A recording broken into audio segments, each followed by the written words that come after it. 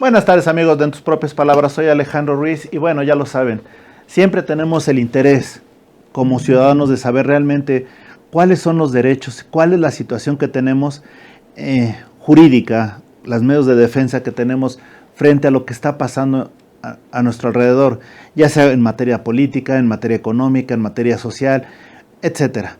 Para tal efecto, el día de hoy vamos a platicar con el doctor Raimundo Gil Rendón, que nos va a comentar derechos básicos que tenemos, sobre todo en el contexto político, porque obviamente hoy por hoy ya se empieza a sentir la intensidad de las campañas políticas de cara al 2024 y realmente como ciudadanos no sabemos qué hacer, o lo peor de ello, si sabemos qué hacer no sabemos cómo defendernos. Y qué mejor que empezar a tener conciencia de hasta dónde llegan nuestros derechos en el caso de los derechos políticos y su defensa.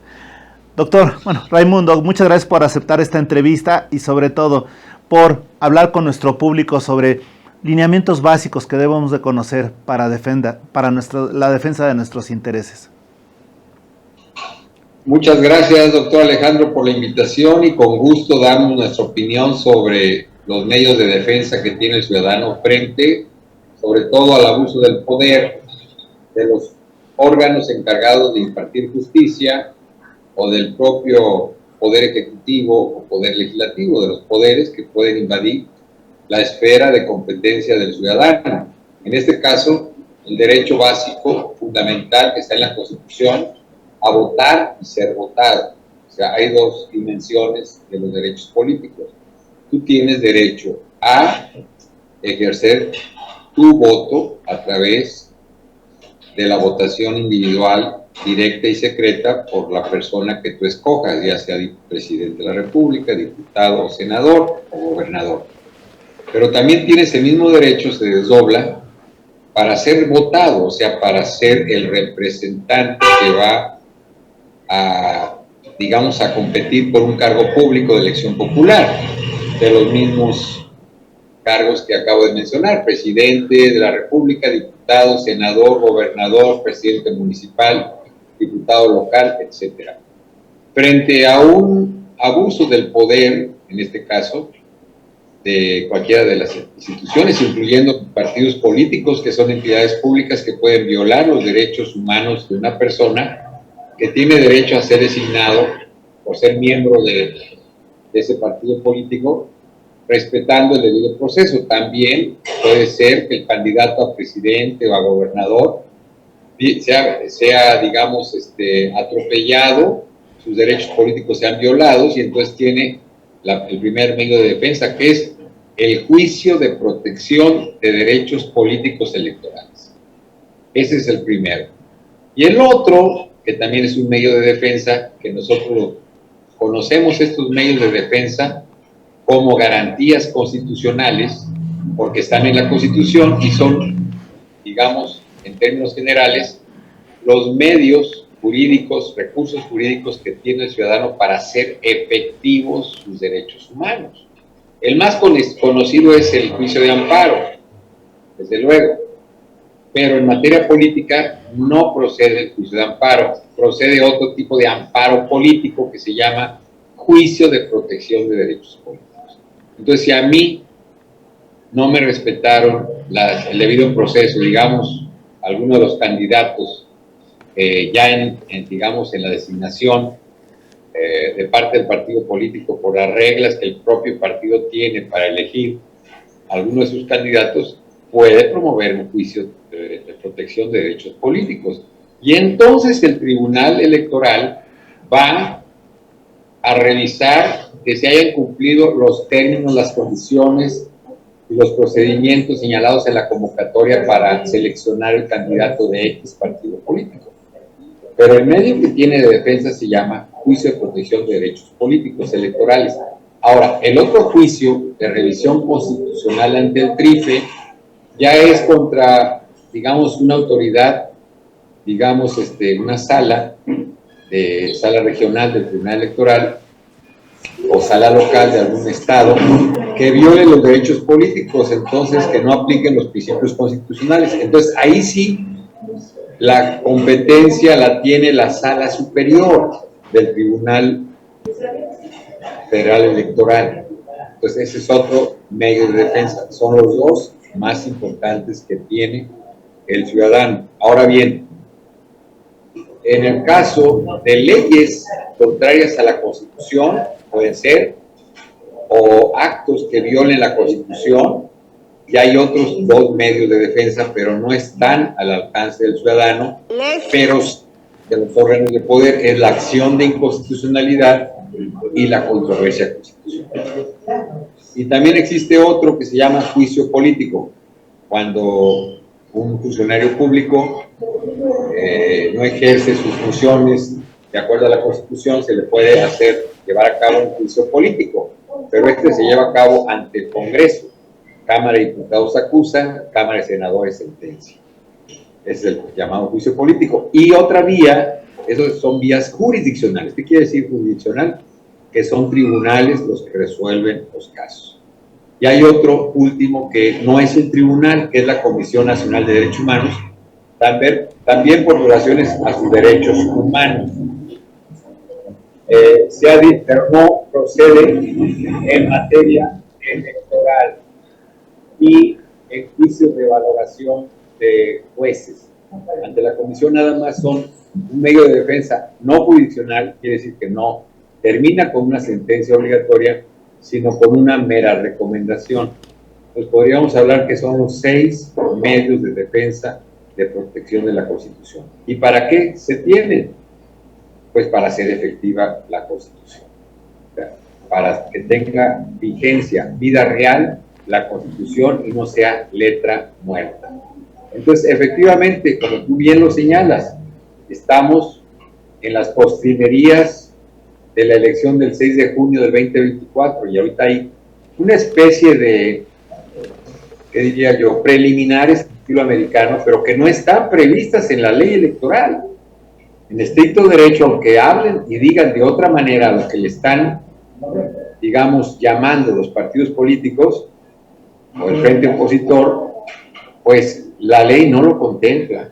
Es más, prohíbe hasta que se arranque con las campañas políticas que los ciudadanos y los partidos políticos hagan proselitismo político.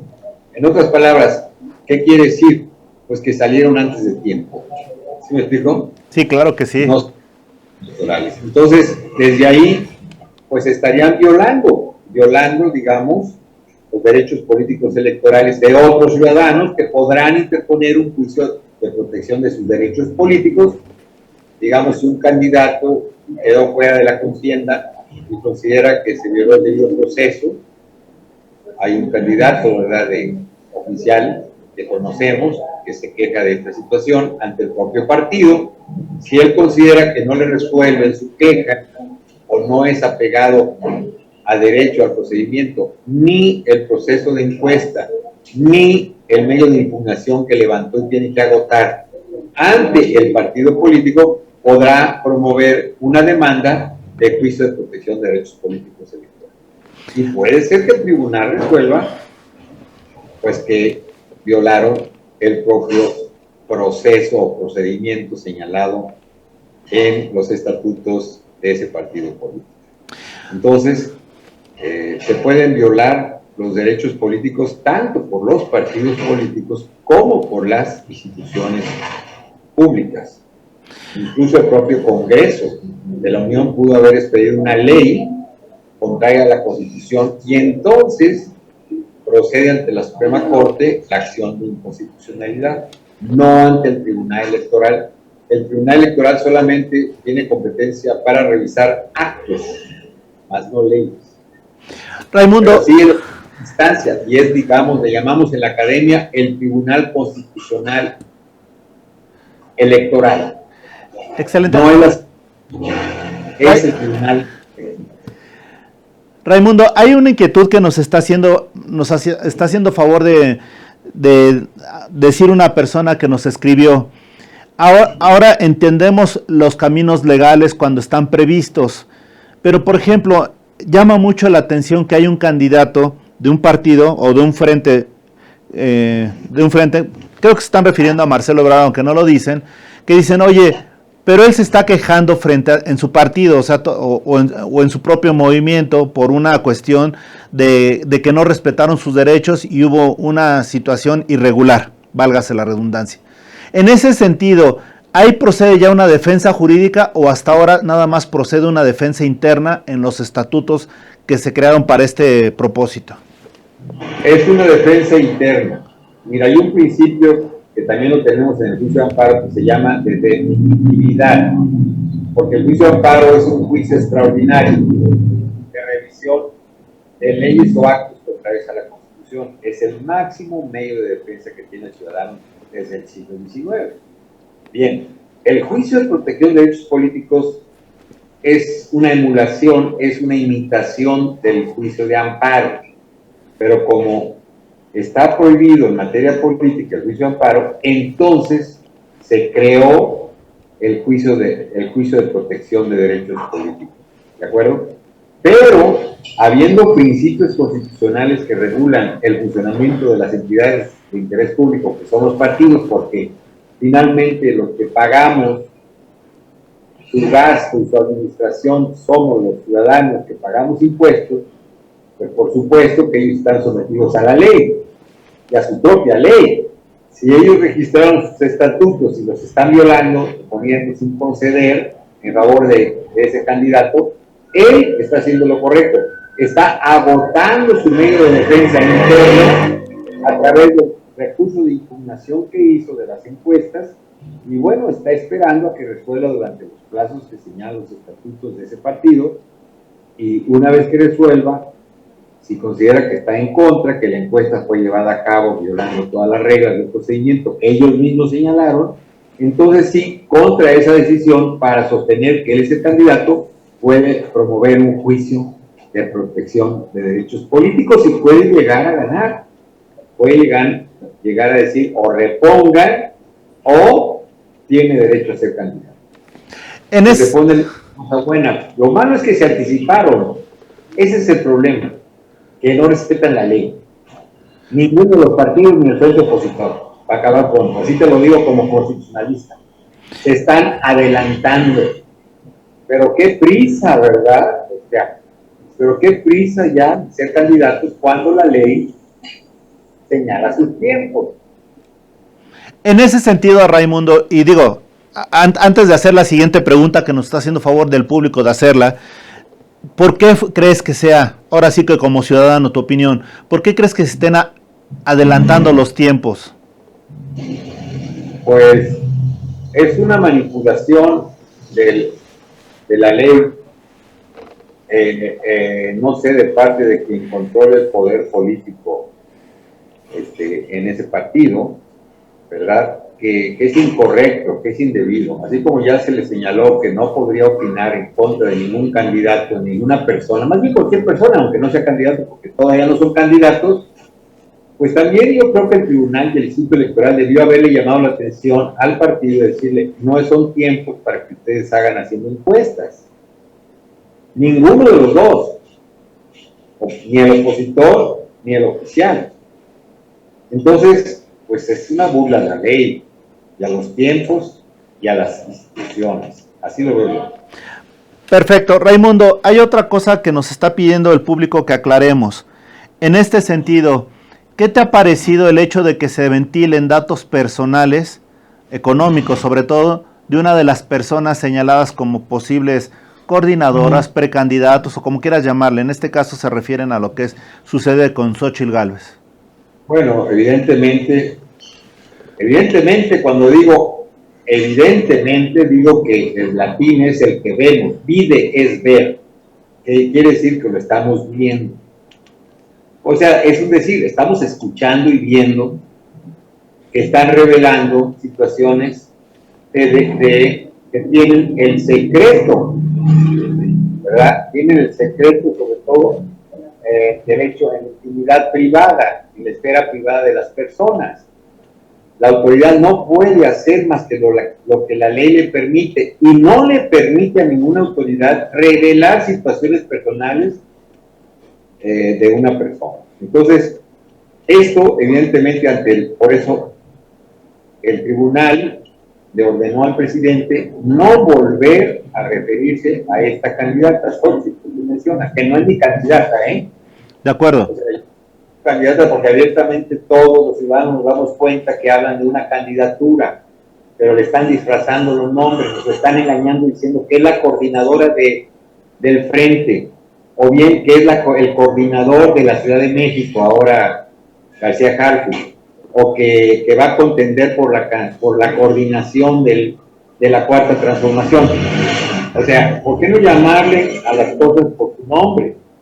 ¿Por qué ante el pueblo hacen esta simulación las dos partes contendientes, que todavía no lo son? ¿Me explico? Entonces yo, la verdad, veo un gran desaseo del respeto a la Constitución y a las leyes electorales que de ella emanan, ya las instituciones, como es el INE y como es el Tribunal Electoral.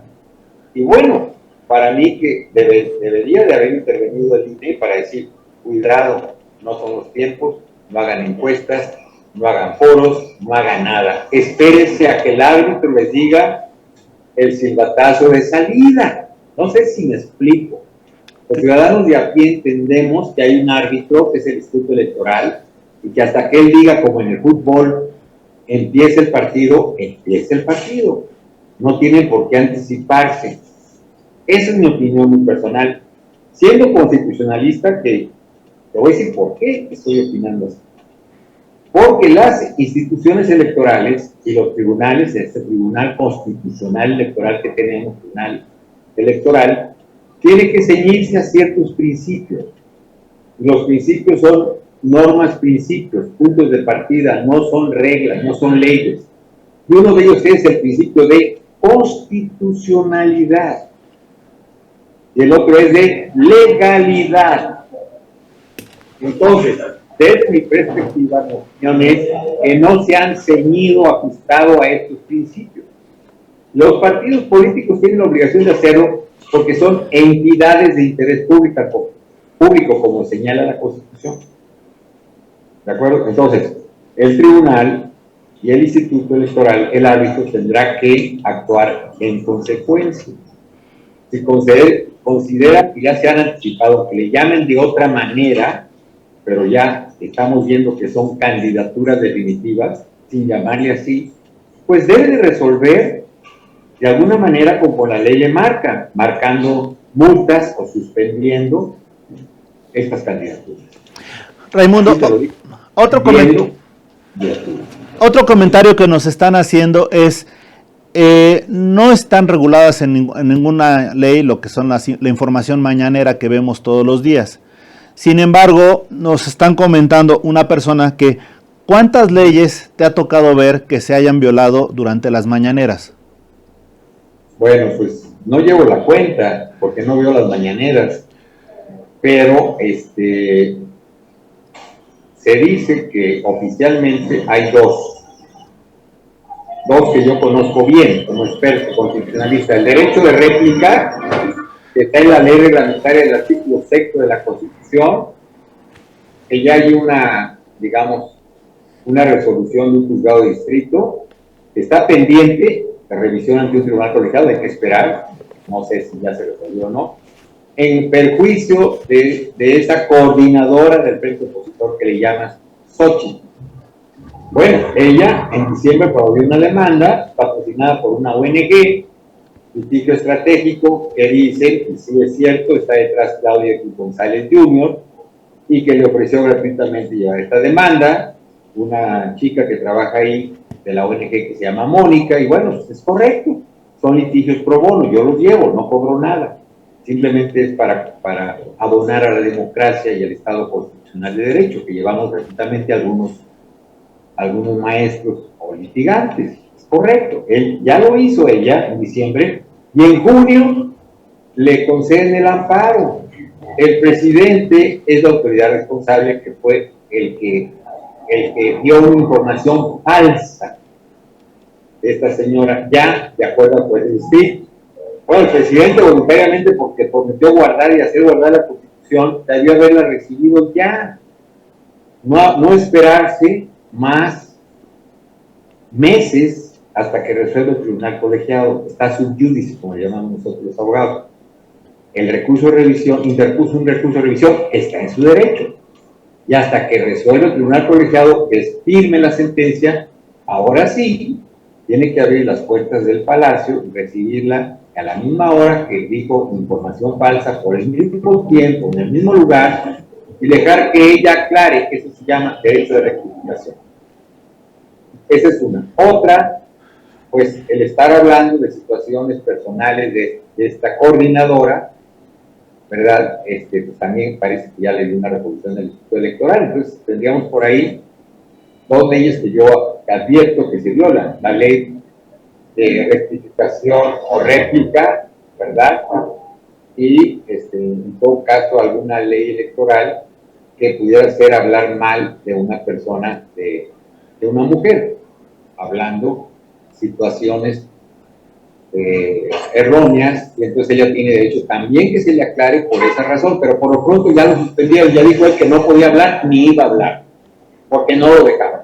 O sea, al parecer se dijo que en la mañanera el ejecutivo dijo no va a volver a hablar mal en contra de ninguna persona, y es correcto. Entonces lo están sometiendo al Estado constitucional de derecho, porque el Ejecutivo no es un mandante, es un mandatario. ¿Qué significa esto? Que nosotros los ciudadanos, los que votaron por él, 30 millones al parecer, tuvieron mayoría y por lo tanto nombraron un hombre representante, pero le tiene que rendir cuentas al mandante, y el mandante es el pueblo. Él es un mandatario, o sea, un servidor público más, que está sujeto a la ley y a la Constitución. Además, porque así prometió, antes de tomar posesión, prometió guardar y hacer guardar la Constitución y las leyes que de ella emanan. Entonces vemos que por lo pronto estas dos leyes pues no están respetadas. Y otras más, y directamente la Constitución, o sea, directamente la Constitución señala muchas situaciones que no se están apegando. A mí, te digo claramente, el 129 de la Constitución prohíbe que el ejército actúe en las calles en tiempos de paz y que haga funciones de seguridad pública. Es una violación directa a la Constitución. ¿Por parte de quién? Pues del constituyente permanente, que alargó el plazo de un transitorio hasta el 2029. ¿De acuerdo?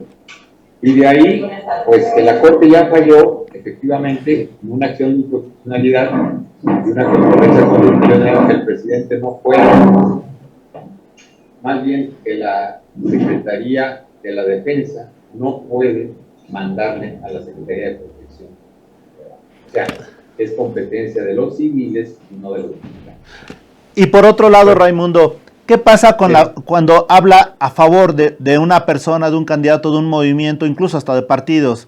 ¿También se está cayendo en esa, de la misma manera, en otra violación?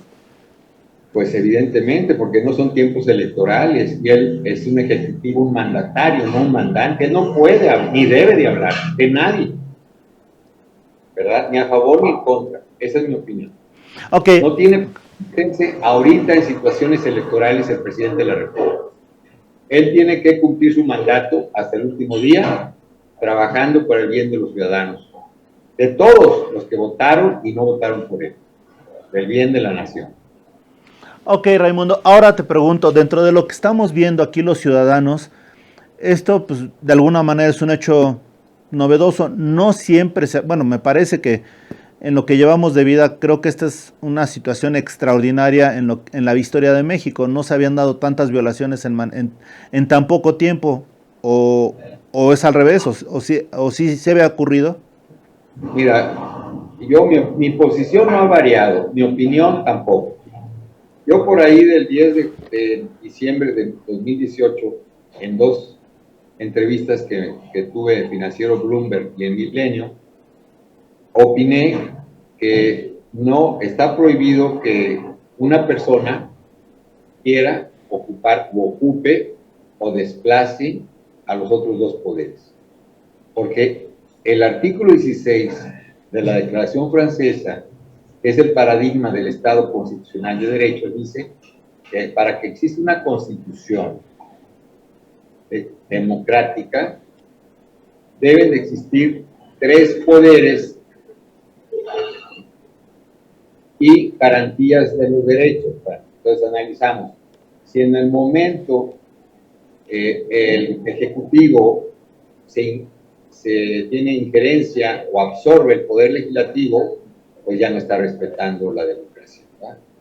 O sea, el artículo 49 de la Constitución, división de poderes. Y luego la garantía de los derechos. Si no le garantiza a los ciudadanos sus derechos, pues tampoco está cumpliendo con el segundo requisito sine qua non para que exista un Estado constitucional de derecho. Ese sería el constitucionalismo clásico. Y el constitucionalismo actual es el control constitucional que debe de ejercer el Tribunal Constitucional, que es la Suprema Corte. El Tribunal Constitucional ha invalidado varias leyes, como la ley de remuneraciones, la primera, ¿verdad? Y efectivamente, pues sí hay una demostración jurídica, la verdad jurídica, de que por lo menos esa ley fue inconstitucional y otras más. Entonces, pues ha habido una injerencia indebida del presidente en el poder legislativo y trata de hacerlo en el poder judicial, pero no ha podido, por lo menos con la Suprema Corte. No ha tenido los 8 votos, salvo en la ley de revocación de mandato. Por eso no hablo de violación a esta ley, porque si bien de facto se violó, de jure no, y me explico, porque le faltó un voto para anular la ley de revocación de mandato. Pero ya ahorita ya hay 8 y hasta 9 votos en contra de los ministros que están a favor de algunas leyes que se han cuestionado su inconstitucionalidad o actos del Ejecutivo. Otra de las cosas que nos llama mucho la atención a los particulares, el incremento de los beneficios que están llegando a tener los militares. Platícanos un poquito de lo que está pasando en ese sentido y qué ha pasado realmente con el verdadero fin y la verdadera vocación del ejército. Bueno, evidentemente que mi posición es y ha sido muy clara, y no solamente la mía, sino hay sentencias de juzgados de distrito que han señalado que los militares no deben de hacer funciones de policía porque estamos en tiempos de paz. El ejército tiene que trabajar dentro de sus cuarteles, literal, así lo señala el artículo 129 de nuestra Constitución actual, y cualquier acto contrario que se haya hecho, o sea, toda la política de seguridad pública encomendada a los militares y otras actividades que le pertenecen a ciertas autoridades civiles de acuerdo a la Ley Orgánica de Administración Pública, llámese situaciones de control aéreo, de vigilancia de aeropuertos, pues no estamos en tiempos de guerra para que el ejército esté trabajando y absorbiendo todas las funciones que no le corresponden. Según mi opinión y la opinión de algunos jueces de distrito en algunas sentencias. Entonces, es verdad sabida, como decimos en el derecho, es un hecho notorio que no admite prueba, porque ha salido en los medios, pues que el presidente autoriza funciones del ejército que no le corresponden de acuerdo a la Constitución. Y aquí sí es una violación directa al artículo 129 de la Constitución por parte del Ejecutivo. ¿Qué va a pasar con esto, Raimundo? ¿Qué va a pasar con todas las... O sea, de alguna manera ya han habido acciones como de constructores, de administradores, ya tienen aeropuerto, ya tienen cada vez más funciones. ¿Y qué va a pasar cuando estas leyes eventualmente sean limitadas o restringidas o echadas para atrás por la Corte? Evidentemente que cualquier ley que viole la Constitución tiene una validez temporal hasta que el Tribunal Máximo, que es la Suprema Corte, diga que se anula. Entonces quiere decir que esa ley va a desaparecer, se va a abortar del orden jurídico. ¿Sí me explico? Como lo hizo, ¿verdad?, con la ley de la Guardia Nacional en los artículos que decían que la Secretaría de Defensa, Secretaría de la Defensa, iba a ser la máxima autoridad en materia de seguridad pública federal. Le dijo la Corte, no, eso no es posible. No puede someterse de jure, o sea, de acuerdo a derecho, a la Secretaría de Seguridad Pública bajo las órdenes de un militar. Porque eso desde un principio de nuestras primeras constituciones separamos tanto en la Constitución de 1824, federal, la primera federal, como la Constitución de 1857, la segunda federal, y la tercera, que es una reforma de la de 1857, que es la actual. No ha variado eso. Son principios, son cláusulas pétreas. ¿Qué significa cláusulas pétreas?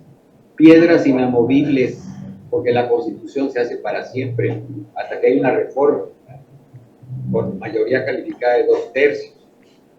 Pues evidentemente ha sido muy difícil someter, digamos, al Ejecutivo y al Legislativo a que respeten la Constitución.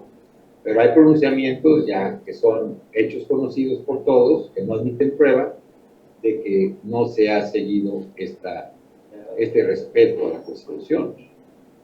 Entonces no vivimos en un Estado constitucional de derecho, porque no obstante que hay control constitucional y derechos humanos y mecanismos de defensa de la Constitución, se sigue en la realidad violando ese deber ser constitucional.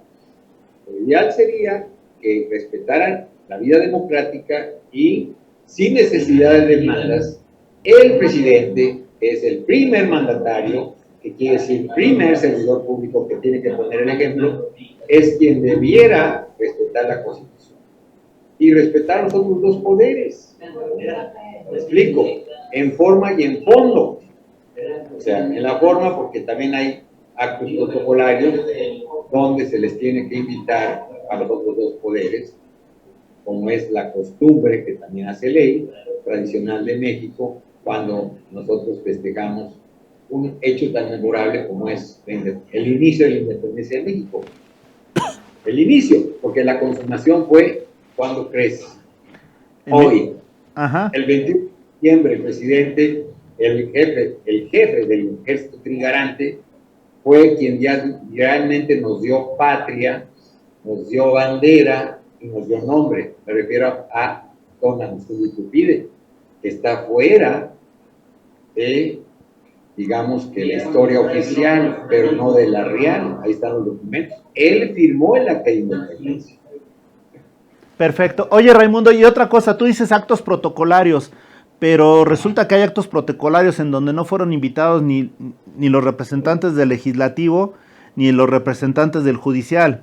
¿Cómo ves eso?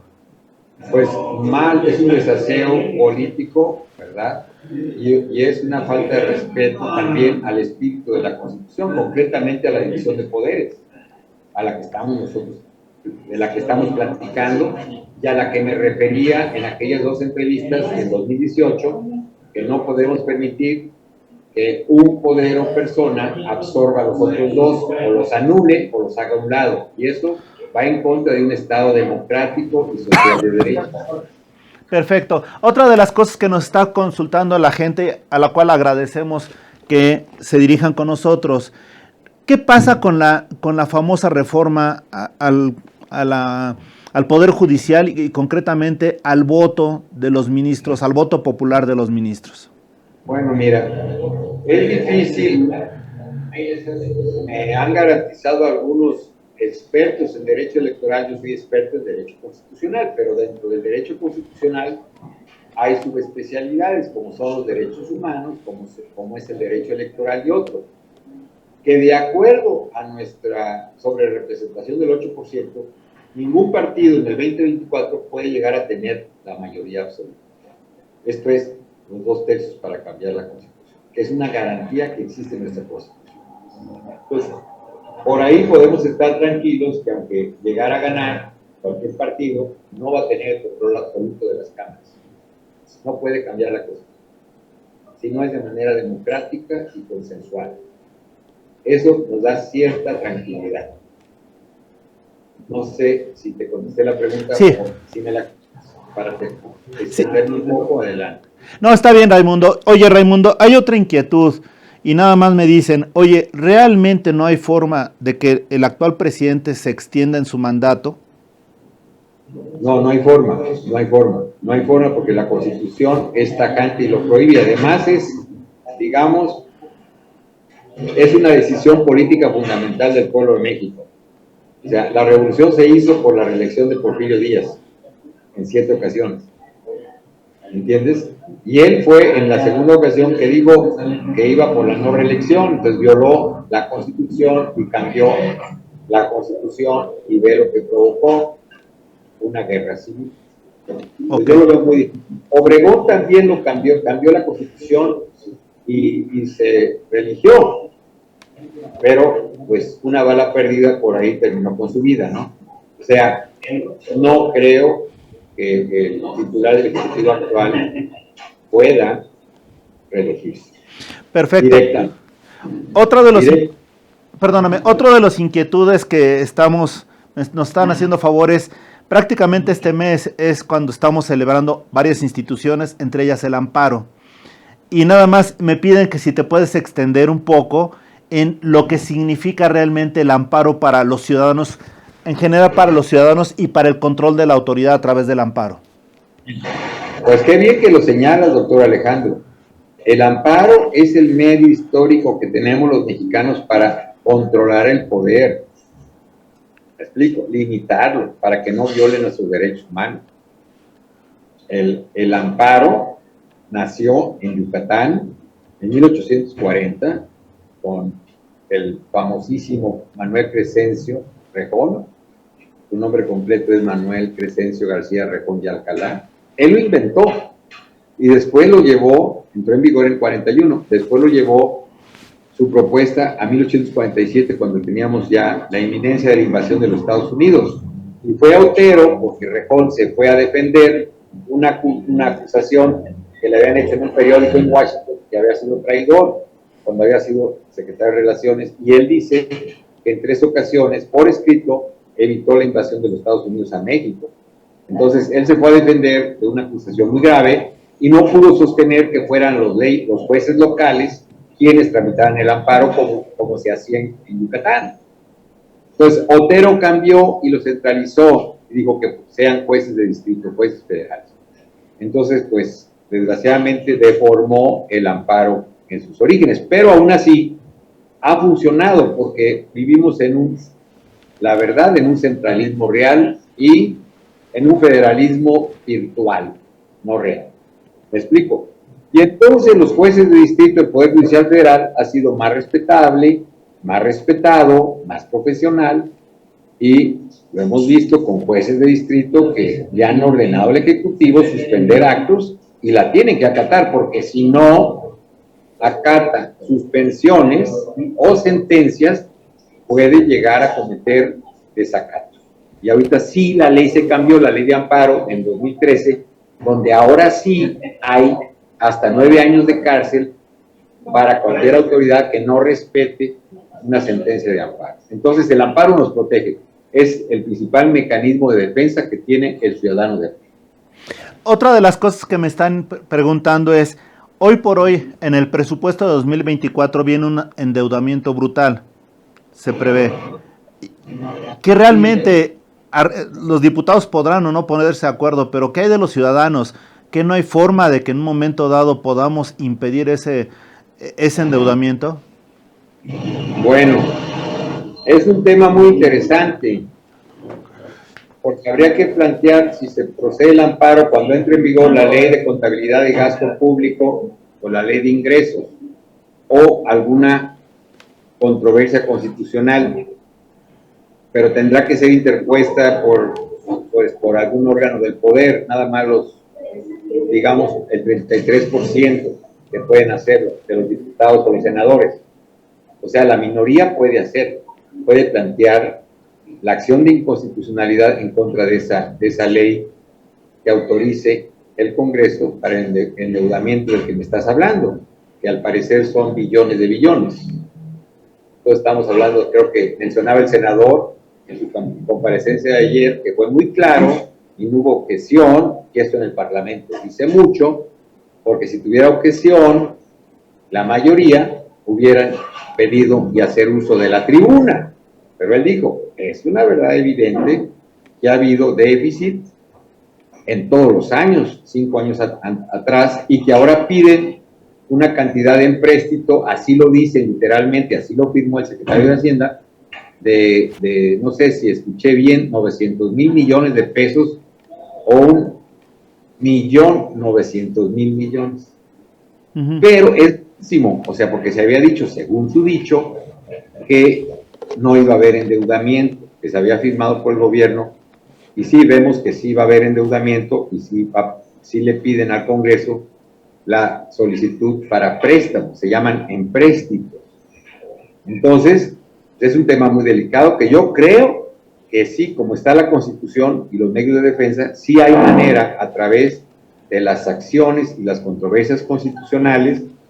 Habría que ver si un amparo contra esa ley también. En principio sí proceden los amparos contra leyes, pero habría que ver en qué ley, si en la ley de presupuesto y gasto público o la ley de ingresos, podría un ciudadano de a pie impugnar esa ley por inconstitucional. Pero sería el amparo, la vía legal. Ahorita digamos, en teoría sí se puede. Perfecto. Habría que ver ya en práctica cómo se autoriza esa ley. Nos están comentando que los efectos serían similares a 2 veces el FOBAPROA, lo autorizado. Entonces, digo, nada más es una referencia que nos da el público. Otra de las cosas, Raimundo, ya estamos a punto de acabar. Nos comentan que tú lo has mencionado también, que estás a veces dispuesto a defender causas que sean equivalentes, que equivalentes no justas, que en un momento dado no tengan el apoyo deseado. ¿Cómo te puede contactar la gente para que tú analices su caso y en su caso, válgase la redundancia, los puedas apoyar? Sí, con mucho gusto. Tú tienes mi teléfono, lo puedes poner en la pantalla. Estamos en WhatsApp, ¿no? 55 11 48 94 65. O más fácil, mi correo electrónico es drgilrendon@hotmail.com. Doctor es completo. Excelente, porque aquí nos están diciendo que sienten, o sea, les interesa mucho el tema de que los apoyes y mejor que te hagan la consulta directamente. De todas formas, para la gente que nos está viendo, pueden dirigir sus inquietudes aquí a WOW TV y nosotros se la haremos llegar a el doctor Raimundo Gil Rendón. Finalmente, ya para irnos, Raimundo, en tus propias palabras, algo que nos gusta saber. ¿Quién eres tú? ¿Quién soy yo? Un abogado defensor de los derechos humanos, abogado postulante y un académico que se dedica a enseñar lo que tú preguntas, las garantías constitucionales, autor de varios libros que se llaman Derecho Procesal Constitucional, Juicio de Amparo y Derechos Humanos.